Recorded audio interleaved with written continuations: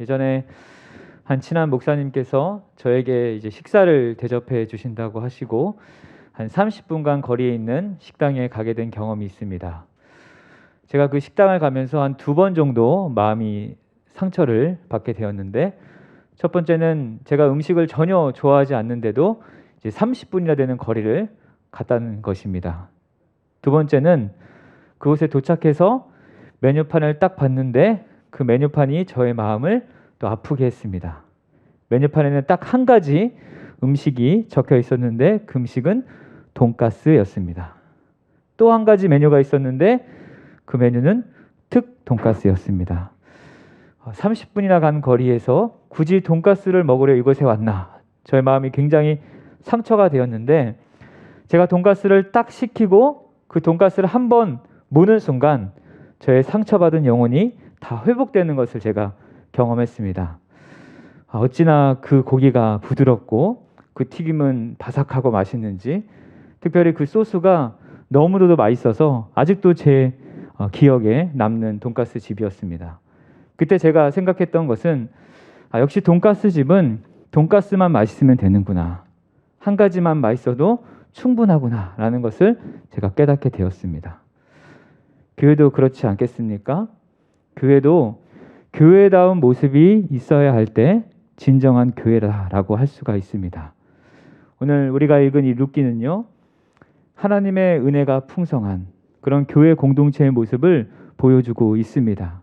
오늘 함께 말씀을 살펴보면서 이 땅의 교회를 살아가는 우리에게 또 하나님이 어떤 모습을 기대하는지 함께 발견하고 은혜 누리는 복된 시간 되기를 간절히 축복합니다. 오늘 우리가 읽은 이 룻기의 주인공은 너무도 잘 알고 있듯이 룻입니다. 그런데 이 룻기가 쓰여졌던 그 시대의 배경이 사사시대였다라고 오늘 1절에서 기록하고 있습니다. 특별히 사사들이 치리하던 때에 그 땅에 흉년이 드니라 이렇게 기록하고 있는데, 성경에는 당시 사사가 누구였는지는 알려주지 않지만 그 땅에 흉년이 들었음을 우리에게 알려주고 있습니다. 그리하여서 유다 베들레헴에 살았던 엘리멜렉과 그의 아내 나오미가 이제 그 땅을 떠나 모압 땅으로 이사를 하게 됩니다. 아마 처음 그들이 이주하였을 때는요, 어떤 완벽한 영구적인 이사가 아니라 잠시 피신을 하는 그런 정도로 그 땅을 이주하였을 것입니다. 왜냐하면 이스라엘 백성들은 하나님이 베풀어 주신 그 기업을 지켜나가야 하는 그런 법칙이 있었기 때문입니다. 그래서 흉년이 이제 머물게 되면, 끝나게 되면 다시 돌아올 것을 그들이 마음에 품고 잠시 이주했을 것입니다. 그런데 문제는 그곳에서 남편 엘리멜렉이 죽게 됩니다.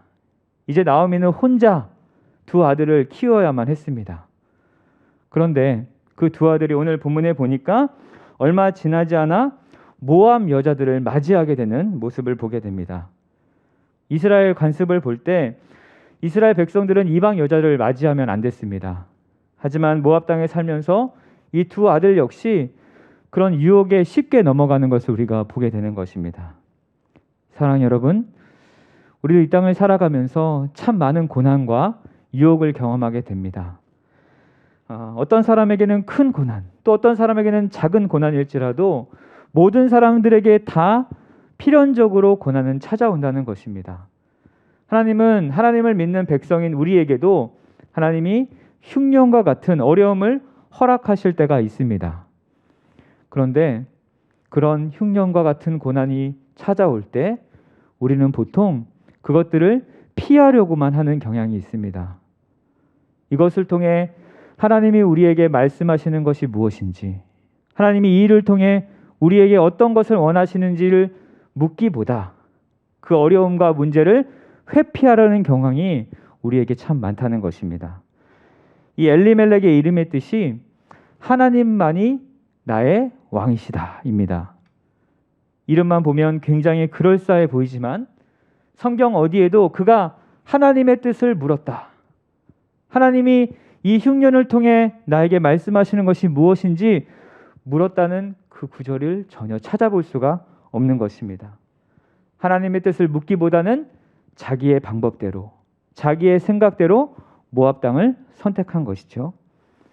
룻기 첫 시작이 아까 사사들이 치리하던 때라고 기록하고 있는데, 바로 사사시대에 했던 그 모든 행동들을 이 엘리멜렉이 동일하게 행동하고 있는 것이죠.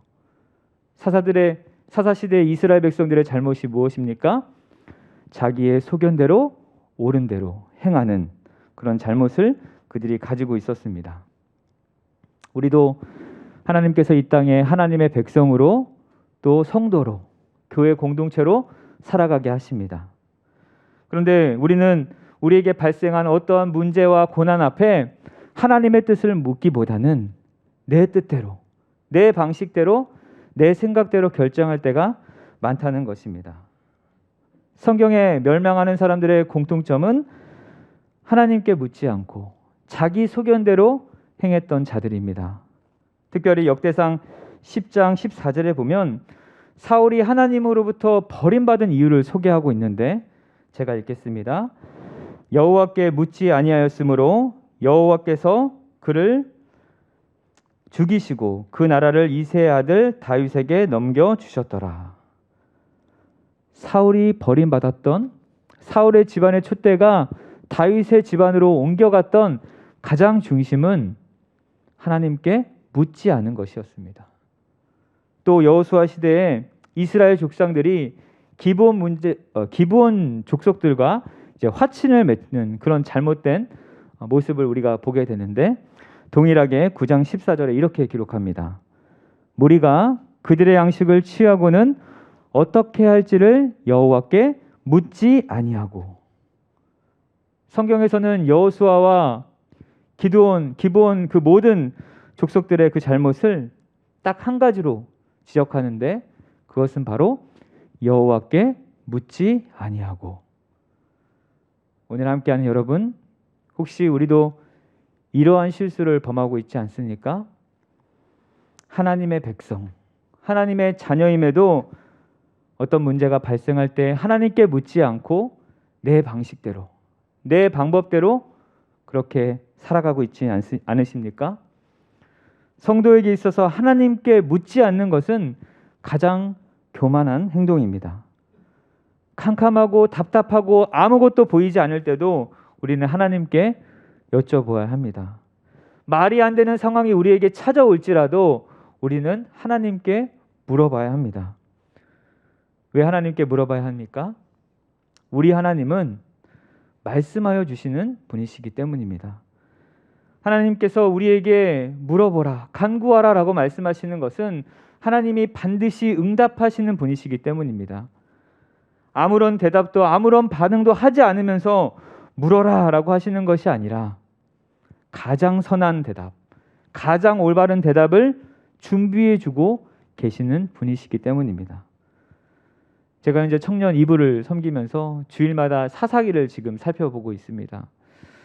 사사기를 볼 때마다 동일한 패턴이 이루어지는 것을 보게 되는데, 이스라엘 백성들이 죄악을 짓고 하나님이 징계를 가하면 또 이스라엘 백성들은 하나님께 부르짖고, 또 그런 이스라엘 백성들을 보시며 하나님이 그들을 구원하시는 그런 장면이 이어집니다. 그런데 하나님은 언제나 이스라엘 백성들이 하나님께 부르짖자마자 마치 기다렸듯이 사사를 보여주시는, 세워주시는 장면을 많이 보게 됩니다. 특별히 사사기 3장 9절, 온니엘이 처음 등장하는 장면인데요. 이스라엘 자손이 여호와께 부르짖음에 여호와께서 이스라엘 자손을 위하여 한 구원자를 세워 그들을 구원하게 하시니 그는 곧 갈렙의 아우 그나스의 아들 온니엘이라. 첫 번째 사사를 부르시는 장면에서 하나님은 이미 모든 것을 다 알고 계시듯이 이스라엘 백성들이 하나님께 부르짖자마자 한 구원자를 세워서 그들을 구원하여 주십니다. 조금의 망설임도 없이 마치 기다렸듯이 하나님은 그들에게 응답하시는 것입니다. 사랑하는 여러분, 우리 하나님은 두드리라, 그리고 구하라, 그렇게 말씀하시는 것은 반드시 우리에게 주시기 위해, 응답하시기 위함임을 기억하시기를 축복합니다.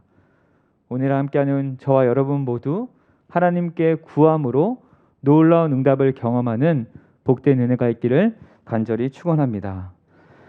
이제 이스라엘 관습까지 어기고 이방 여인들과 함께 살아가는 나오미의 집에 또 다른 어려움이 찾아오게 되죠. 그것은 사랑하는 두 아들이 다 죽게 되는 그런 일입니다. 그래서 나오미 그리고 며느리 룻과 오르바 이렇게 세 여자만 남게 되었습니다. 그때 나오미는 원래 자신의 고향으로 돌아가려고 합니다. 그런데 오늘 본문에 보니까 나오미가 자신의 고향으로 돌아가려는 그 이유를 6절에서 소개하고 있는데 6절의 앞부분입니다. 그 여인이 모압 지방에서 여호와께서 자기 백성을 돌보시사 그들에게 양식을 주셨다함을 듣고 나오미는 하나님께서 자기 백성들을 돌보신다. 그리고 그들에게 양식을 주신다라는 소식을 듣게 됩니다. 하나님께서 죄를 깨닫게 하시는 방법이 하나님의 말씀을 듣게 하시는 것입니다. 이것이 보편적인 하나님의 방식입니다. 하나님은 하나님께 묻는 자들에게 반드시 말씀하여 주실 뿐만 아니라 동시에 우리는 이 하나님의 말씀을 잘 들어야 하는 것입니다. 이 태초에 아담도 하나님의 말씀도 있었고 또 아내인 하와의 말도 있었고 뱀의 말도 있었습니다. 그런데 그는 뱀의 말을 듣게 된 것이죠.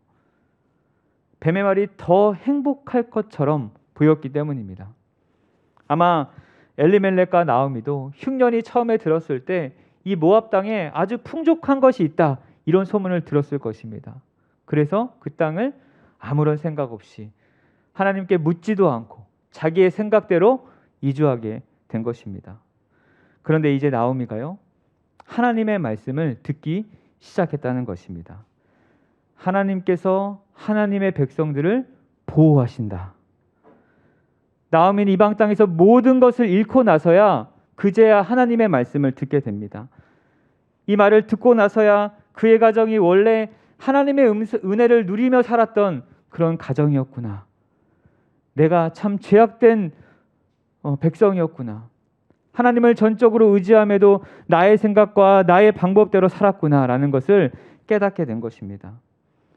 마치 탕자의 비유에 나오는 둘째 아들처럼 하나님 아버지가 베푸신 은혜를 망각하며 살았던 자신의 모습을 돌아보게 된 것이죠.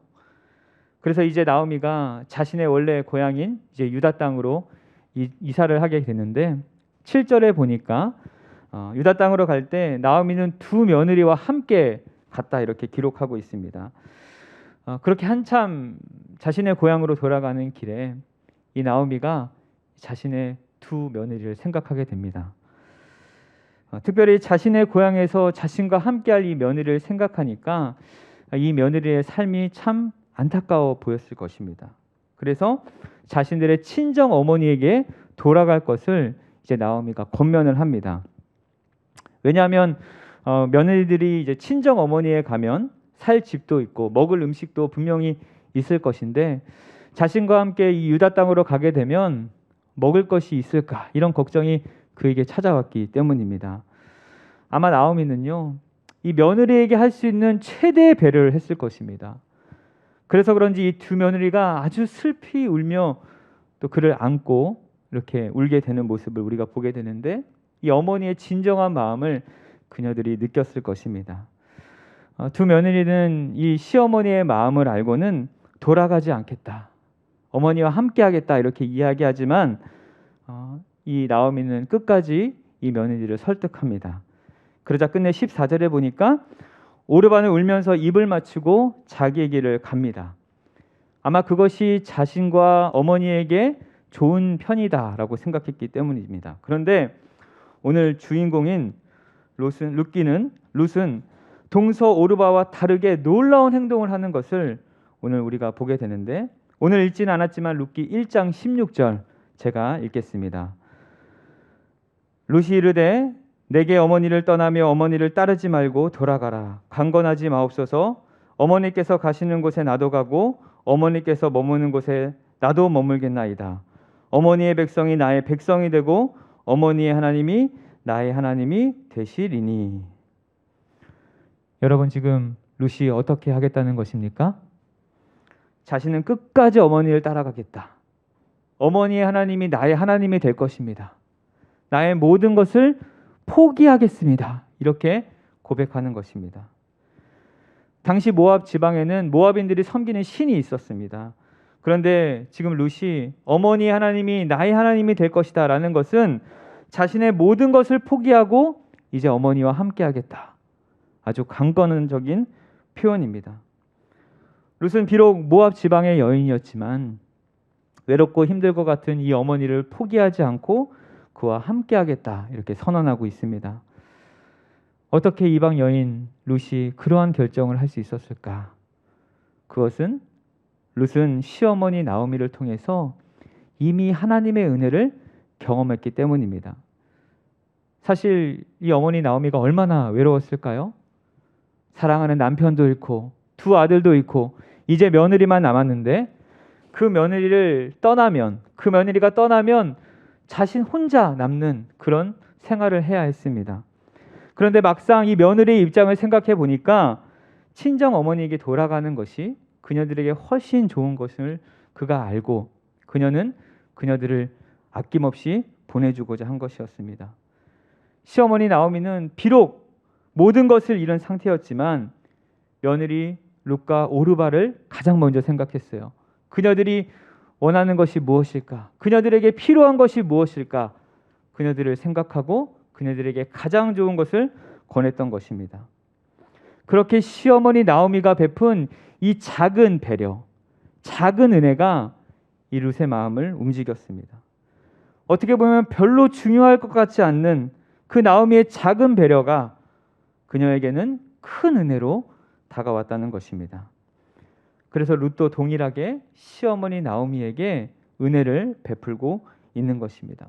자신의 모든 것을 포기해서라도 어머니와 함께 하겠다.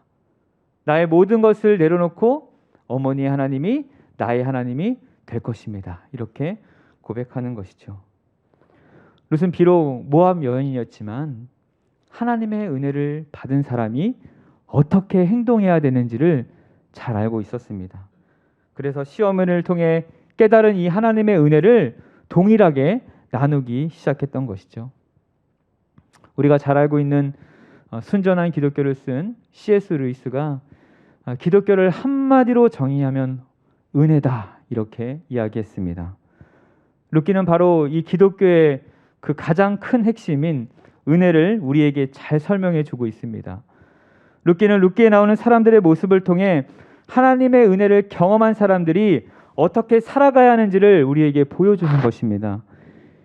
이 은혜의 히브리어 원단어가 헤세드입니다. 참 많이 들어보셨을 텐데 하나님이 우리에게 값없이 베푸신 그 사랑입니다. 신앙에서는 이 헤세드라는 단어가 하나님의 은혜와 동시에 사랑과 자비, 즉 헤세드라는 단어는 하나님께서 우리에게 베푸르신 은혜라는 뜻과 동시에 우리가 서로 베풀어야 할 자비와 사랑인 것입니다. 이후에 계속해서 우리가 말씀을 통해 살펴보게 되겠지만 이 나오미와 룻은 어려운 과부의 삶을 살아가게 됩니다. 그런데 그 가운데 이 룻기의 또 하나의 주인공 보아스를 이제 만나게 됩니다. 보아스는 이 가난한 과부인 룻에게 이삭을 주스러 다른 땅에 가지 말고 자기 땅에서 주스라고 호의를 베풀어 줍니다. 왜 그랬을까? 그런데 2장 1절에 보니까 보아스를 유력한 자다 이렇게 소개하고 있습니다. 이 당시 유력한 자라는 호칭은요, 재산도 많고 능력도 많은 사람들을 지칭합니다. 보아스는 가난한 과부에게 그렇게 호의를 베풀 이유가 전혀 없었습니다. 즉 보아스 역시 룻에게 은혜를 베풀고 있는 것입니다. 사실 룻도 오르바처럼 어머니 나오미를 떠나도 그 누구도 비난할 사람이 없었습니다. 그런데 룻은 자신이 어릴 적부터 가지고 있었던 그 모압 백성의 관습과 습관들을 다 버리고 이제 온전히 어머니를 따르며 어머니를 섬기겠다. 이렇게 은혜를 베풀었던 것입니다. 그것은 그녀가 먼저 하나님을 믿는 가정을 만나 이 세상의 어떤 풍요로움보다 풍성한 구원의 은혜를 체험한 자였기 때문이에요. 하나님의 은혜가 어떤 것인지 너무도 잘 알고 있었기 때문입니다. 자비와 사랑이 바로 하나님의 모습이라는 것을 그가 깨달았어요. 그래서 그녀는 자신이 체험한 그 은혜를 아낌없이 어머니에게 베풀었습니다. 그리고 바로 그런 룻에게 보아스 역시 하나님의 자비와 사랑을 베풀어 주는 것입니다. 보아스는 가난하지만 자신의 시어머니를 떠나지 않고 아낌없이 은혜를 베푸는 룻의 모습을 보면서 하나님의 은혜를 발견하고 자신 또한 그 룻에게 아낌없이 하나님의 은혜를 전하고 있는 것입니다.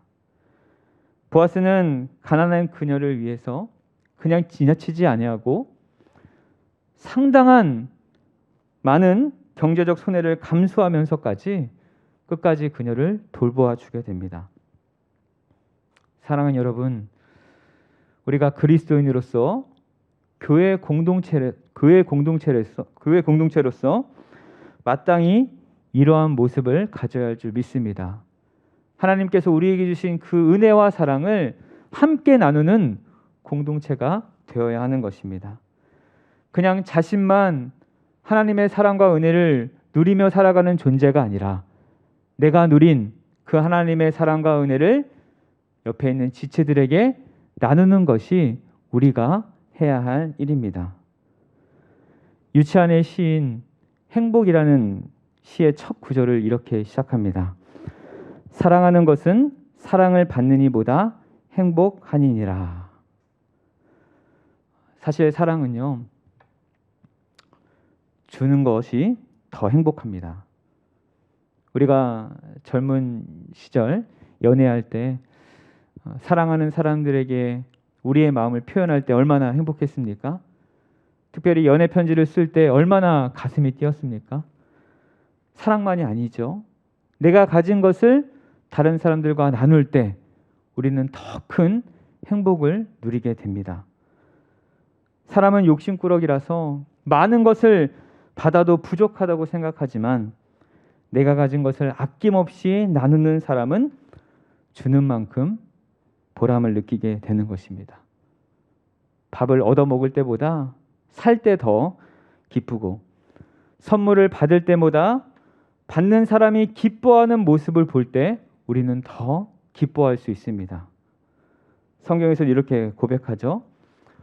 범사에 여러분에게 모본을 보여준 것 같이 수고하고 약한 사람을 돕고 또 주 예수께서 말씀하신 바와 같이 주는 것이 받는 것보다 복이 있다함을 기억하여야 할지니라.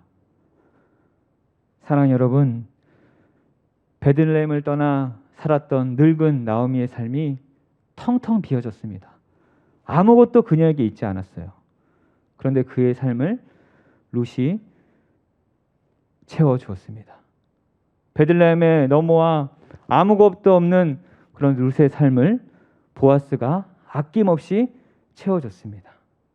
그들의 삶을 보면서 하나님은 그들 모두를 축복하시고 놀라운 은혜를 가득 채워주시는 것입니다.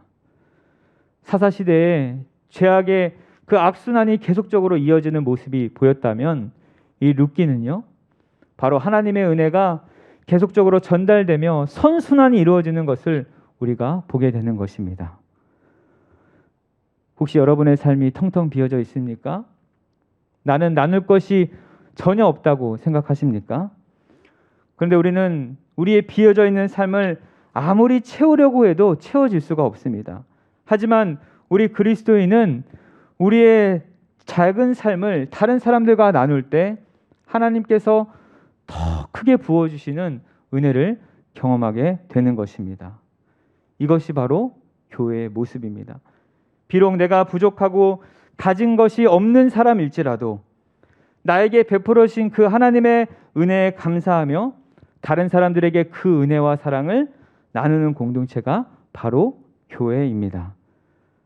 하나님이 그렇게 이 땅의 교회를 아름답게 지으셨습니다. 처음 태초에 하나님 나라 아름다운 모습을 만들어가기 위해 이 교회를 만드셨습니다. 그 첫 번째 행동이 바로 우리에게 베풀어 주신 그 은혜와 사랑을 나누는 것인 줄 믿습니다. 오늘 함께 나눈 이 룻의 이야기는요, 백만장자를 만난 그 신데렐라 이야기 아닙니다. 하나님이 우리에게 베푸르신 놀라운 은혜를 함께 나누라라고 말씀하고 계십니다. 그런데 여러분, 어떻게 우리가 그러한 삶을 살 수 있겠습니까? 늘 나만 생각하고 늘 이기적으로 살아가는 우리가 어떻게 우리에게 베풀어진 그 사랑을 나누며 살아갈 수 있습니까? 우리 스스로를 보면 도저히 그럴 수가 없는 존재입니다. 그런데 우리 주님이 우리에게 베풀어 주신 그 은혜를 생각하면 우리가 그렇게 할 수 있는 힘과 능력을 얻게 됩니다. 예수님은 이 땅에 하나님의 사랑을 몸소 보여주신 분이십니다. 예수님은 이 세상에서 다른 사람을 사랑하는 삶이 어떤 것인지 가장 뚜렷하게 우리에게 보여주셨어요.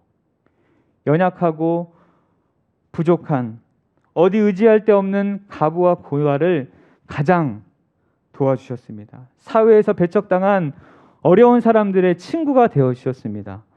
무지하고 믿음이 없어서 흔들리는, 또 방황하는 그런 자들을 찾아가서 가르쳐 주셨습니다.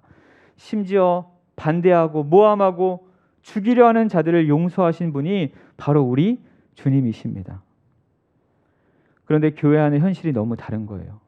예수님을 믿는다, 하나님의 자녀로 예수님의 제자로 살아간다고 하면서 그런 사랑이 우리 안에 보여지지 않는 것입니다. 그래서 교회 안에 사랑 없는 그 사람들을 보면서 믿는 것도 별거 아니네, 이렇게 생각한다는 것입니다. 사랑하는 여러분, 우리 모두는 헤세드, 하나님의 사랑, 하나님의 은혜를 경험한 자입니다. 우리는 어떤 노력이나 어떤 우리의 공로가 아닌 오직 하나님의 은혜로 구원받은 백성입니다. 그러기에 우리는 이 거저받은 은혜를 반드시 다른 사람들에게 전해주어야 합니다. 다른 이에게 은혜를 베풀어야 합니다. 다른 이에게 사랑을 베풀어야 할 줄 믿습니다. 우리 예수님께서 몸소 실천하여서 자신의 몸을 들여 우리를 사셨던 것처럼 우리 또한 다른 이를 사랑하며 섬기며 살아가야 할 줄 믿습니다. 그가 우리를 위하여 목숨을 버리셨으니 우리가 이로써 사랑을 알고 우리도 형제를 위하여 목숨을 버리는 것이 마땅하니라. 누가 이 세상의 재물을 가지고 형제의 궁핍함을 보고 도와줄 마음을 닫으면 하나님의 사랑이 어찌 그 속에 거하겠느냐. 자녀들아, 말과 혀로만 사랑하지 말고 행함과 진실함으로 하라. 사랑하는 여러분, 말과 혀로만 사랑하지 말고 행함과 진실함으로 서로를 사랑함으로 아름다운 교회 공동체를 만들어가는 저와 여러분이 되시기를 우리 구주 예수 그리스도 이름으로 축원합니다.